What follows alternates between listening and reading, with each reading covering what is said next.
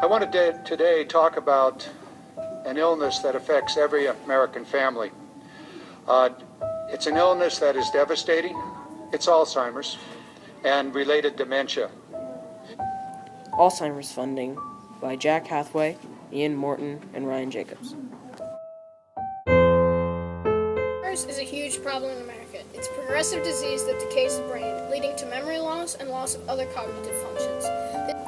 This is why a bill has been created to give federal funding to Alzheimer's research. Some people say this isn't the president's issue, even though it's a huge problem in America. This bill, if passed, would give a large amount of federal funding to research for Alzheimer's. This is a very controversial issue, with good arguments both for and against this bill. Here are the pros on why we should give the funding. Every 70 seconds, a person in America develops Alzheimer's, a disease that no matter what you do, will eventually kill you.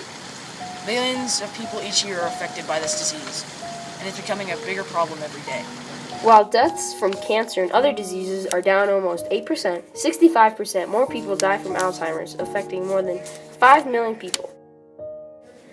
Scientists have no way to stop this disease.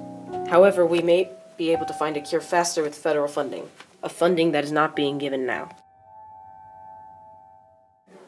This is the graph of the funding in millions of dollars that the top causes of death receive. See that one way at the bottom?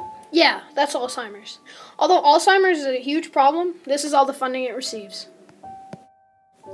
We interviewed Dr. Michael Morton of Internal Medicine to get a better view on our topic. Are you for or against funding for Alzheimer's research? Well, I'm for it. It's a disease that has a significant impact on people's lives and families' lives as well. So I'm for funding, and it's always a question of how much. Even though there are very good reasons to give funding to Alzheimer's research, there are also very good reasons why we should not. The only issue with funding Alzheimer's is that it costs a lot of money. This money comes from taxpayer dollars, and it takes away funding from other diseases like cancer and heart disease. As we look to the future, we're going to find that this disease, Alzheimer's, is going to grow to over $1.5 trillion of cost by 2050. Alzheimer's is the most expensive disease in America. It already costs the government billions of dollars each year, and this bill would make it spend even more. The largest problem is that the new money would come out of your pocket. The bill would need to raise taxes to pay for the large sum of money it needs.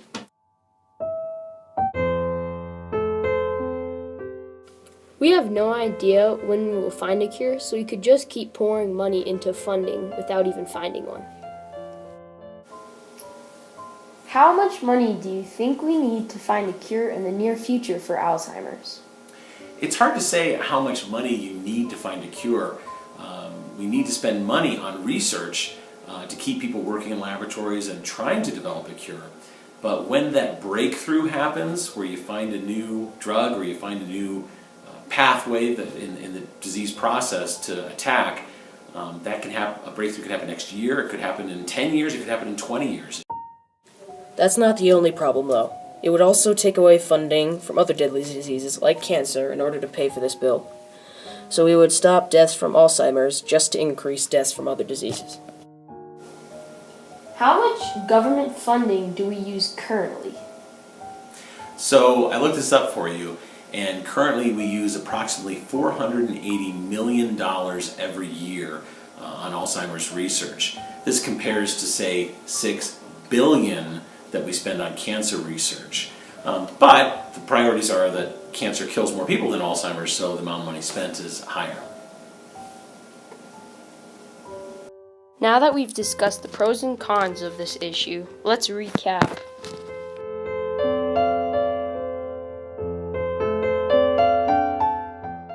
The advantages of giving funding to Alzheimer's research is it could save lives and the money goes to a good cause.